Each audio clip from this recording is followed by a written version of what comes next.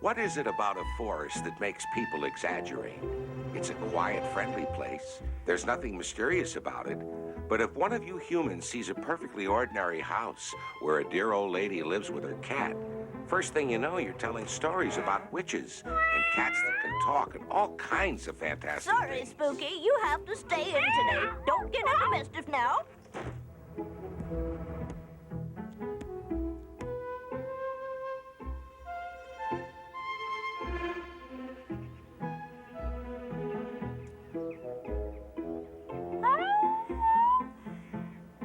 It's all just your imagination. That's how all those ridiculous fairy tales get started. And believe me, none of them are true. I ought to know, because you see, I'm a gnome.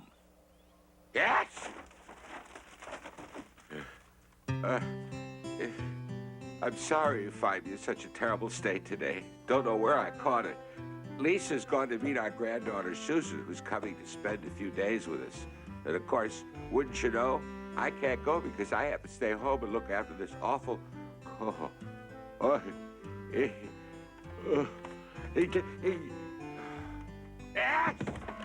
How could this happen to me? I'm a doctor. It's humiliating.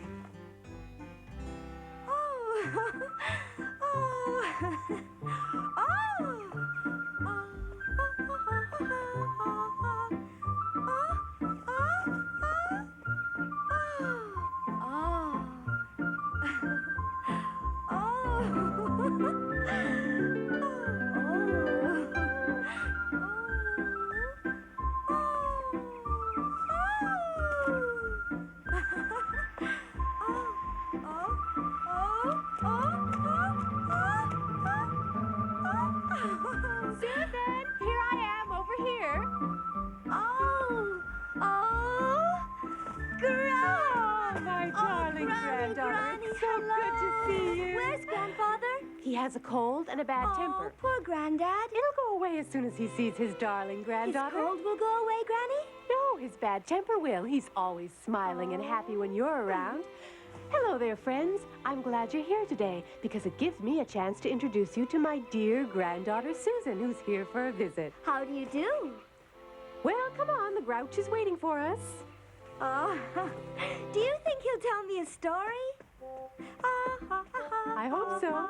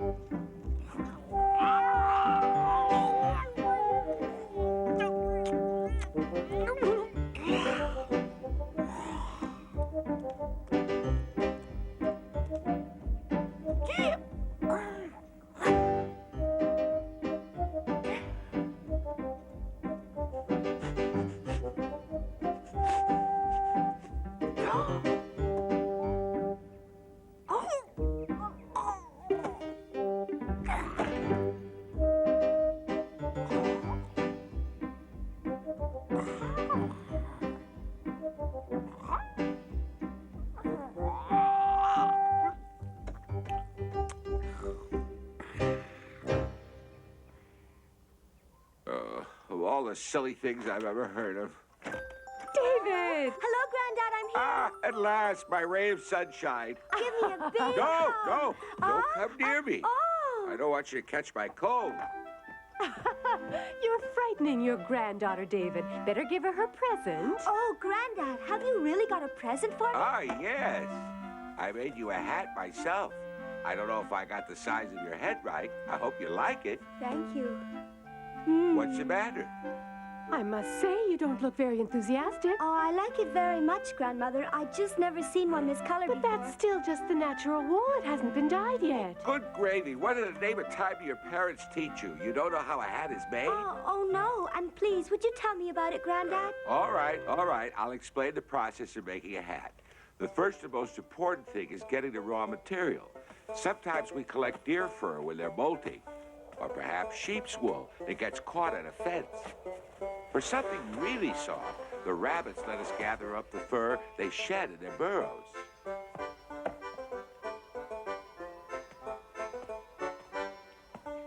But how do you color Your them? grandmother had better explain that. She's an expert. Oh. We haven't colored your hat yet because we thought you might like to choose the color yourself. Oh, Grandma, I've always wanted a red hat. Then that's the color your new hat will be. All our dyes come from plants. Blue comes from indigo. For yellow, we use columbine or woodbine leaves. Natural dyes are always better. And for red, we get juice from a hemp plant. How's that? Goodness gracious, you look like a little princess. Ah, you look really lovely. Let's go for a walk to show it off. Oh, what a good idea. Oh, Grandfather, will you mind being left alone? Don't worry about me. I'll stay home and nurse my cold. See you later, Grandpa. Goodbye.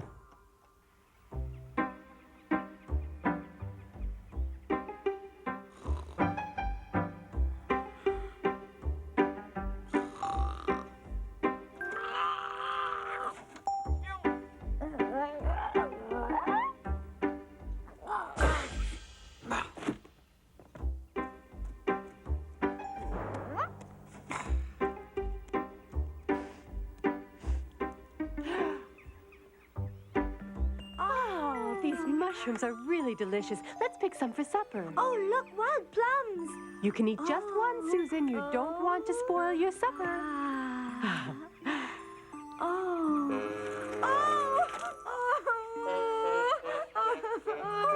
What happened? Oh, it's don't worry. It's just a little plum juice. I'll clean it off. Further on, there's a patch of wild strawberries that should be ripe.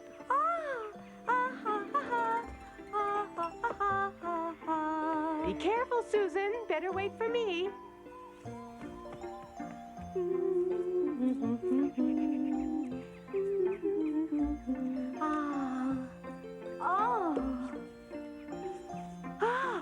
What a funny girl. Come on, let's go. Yes, Grandma. Huh?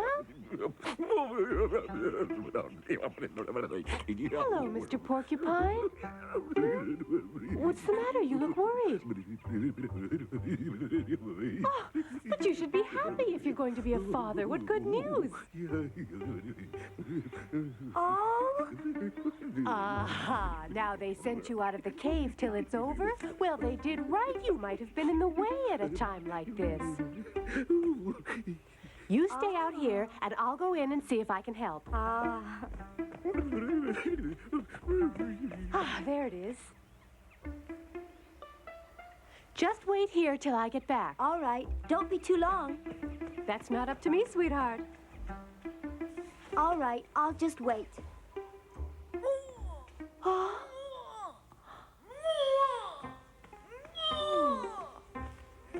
That's a good sign. Your children will be coming soon.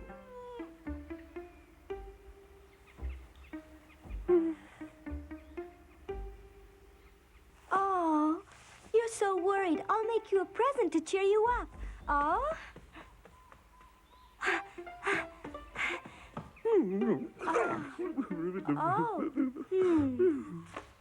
Oh, well, I think it's nice.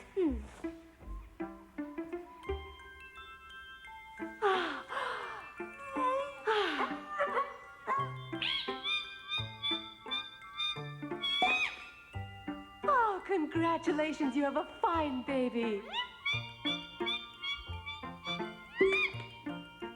The second one looks just fine, too.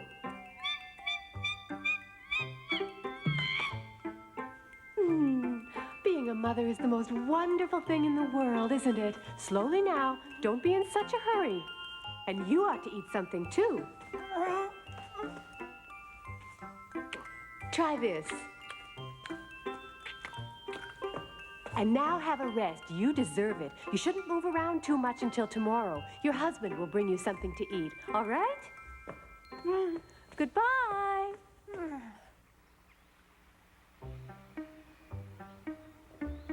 Here I am. Oh, that was quick. Yes, an easy delivery with no complications or trouble. Congratulations, you have 3 lovely children.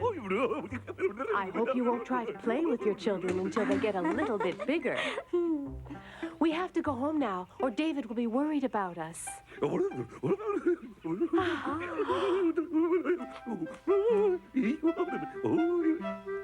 Thank you for offering to give us a ride home, but I'm afraid it just wouldn't work. With those quills of yours, we'd end up looking like pieces of Swiss cheese.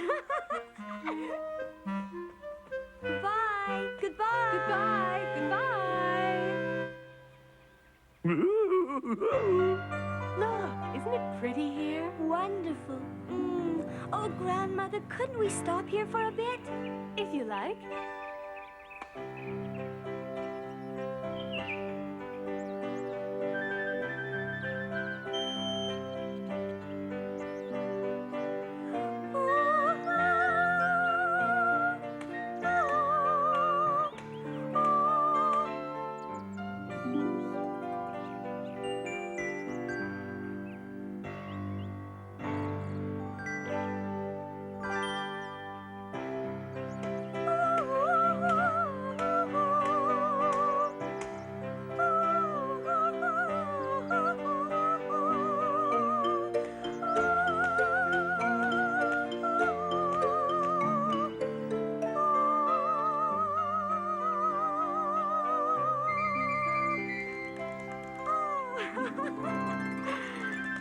Bravo, magnificent, marvelous. You were fine, Susan. We'd better go home now. It's getting very late.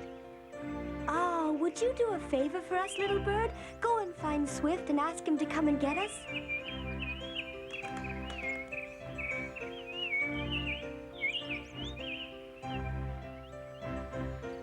That was a good idea. Better than riding a porcupine. Go ahead, keep on playing. That's okay. I'll keep you company.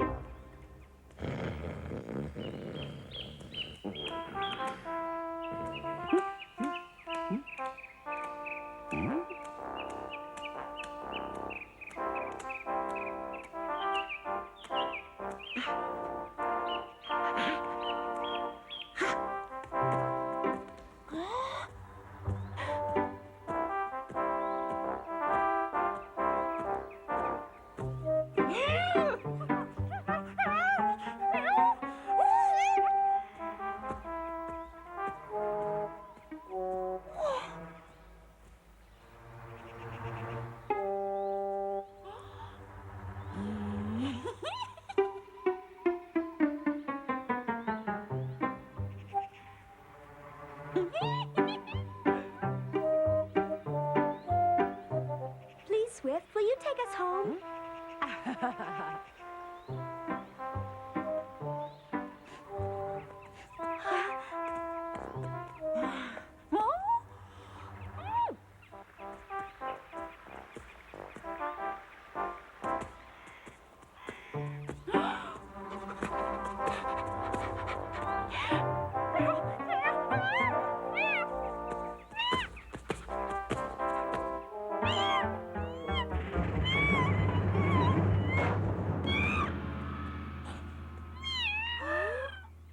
Some animal has fallen into our entrance trap. Oh! Oh! Serves him right. Well, we'll leave him down there for a while to teach him to respect our privacy. Grandfather, may I go down and give the baby rabbits the bottle? Of course, my dear. It'll be one less job for your grandmother to do. Oh, thank you. Grandmother, Grandfather said it was all right for me to feed the rabbits. That's fine. I've just finished warming the milk. I'll put on the nipple, and you can take it to the rabbits. Oh? It's not for you. It's for the rabbits in our emergency exit. They'll be good guardians there when they grow up. Yes, Grandmother. Bring it along. I'm coming. There. Thank you. Oh. Here's your supper. Oh. Oh. Don't give it all to just one. Share it. That's fine, Susan. You're doing it well. Don't forget the last one, the one on the end. Oh, I'm very glad to have met you. I'll come and feed you again tomorrow. See you tomorrow. Be careful you don't slip. There. That was fun. You did a good job, Susan. Thank you. How are the rabbits? Oh, just fine, Grandfather. They drank the whole bottle without stopping for breath. I felt just like a mother rabbit feeding them. It was wonderful. Yes, Susan. Motherly love is a wonderful feeling, and animals all over the world know that feeling. Even the fiercest animals are tender with their children.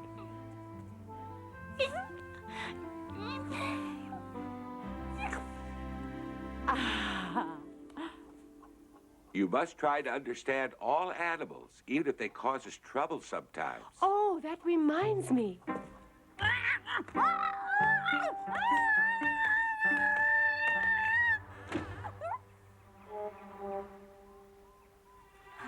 Hello, Swift.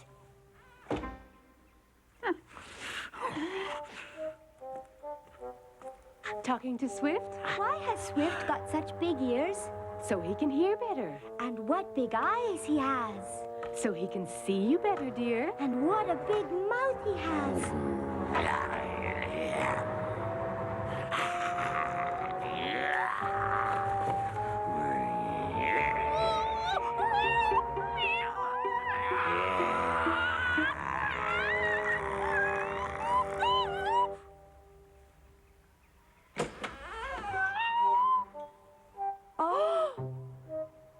Why, it's just a little kitten. I wonder who it belongs to.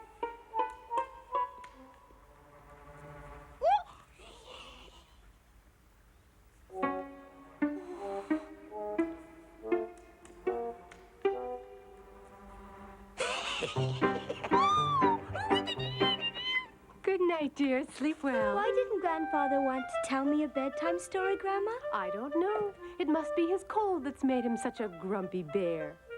I am not a grumpy bear. Good night, dear. See you in the morning. I hope you'll be able to sleep all right without a bedtime story. It's you humans who started the whole business of telling bedtime stories to children. And what stories?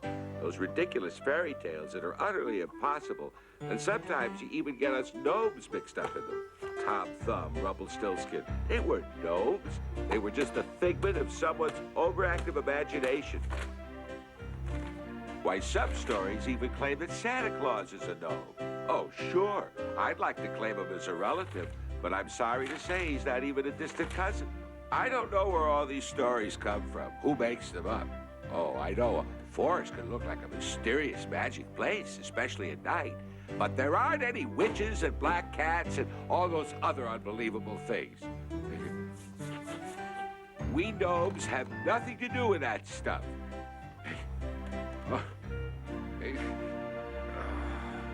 Yes. Good night, dear friends, and Schlitz fights. See.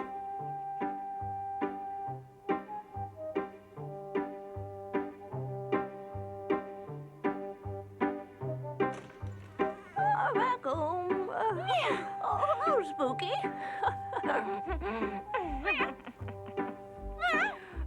And what have you been doing all day? Oh.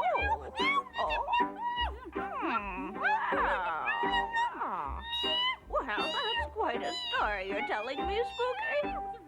A big bad fox, you say? Oh, I'd better write that down. Now, let me see if I've got this straight. Yes, a girl with a tall red hat and her kindly grandmother. A big bad fox? Oh, that's no good. Let's make him a big bad wolf. That ought to do it. I think I can do something with that big ears, big eyes, big mouth part. What'll I call it now? Sure, Little Red Riding Hood.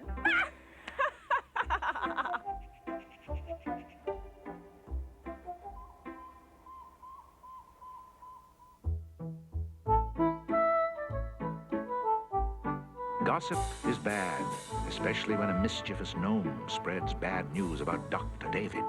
Can David's nephew Jonathan help? Or will Dr. David be forced to retire, leaving the animals with no one to care for them?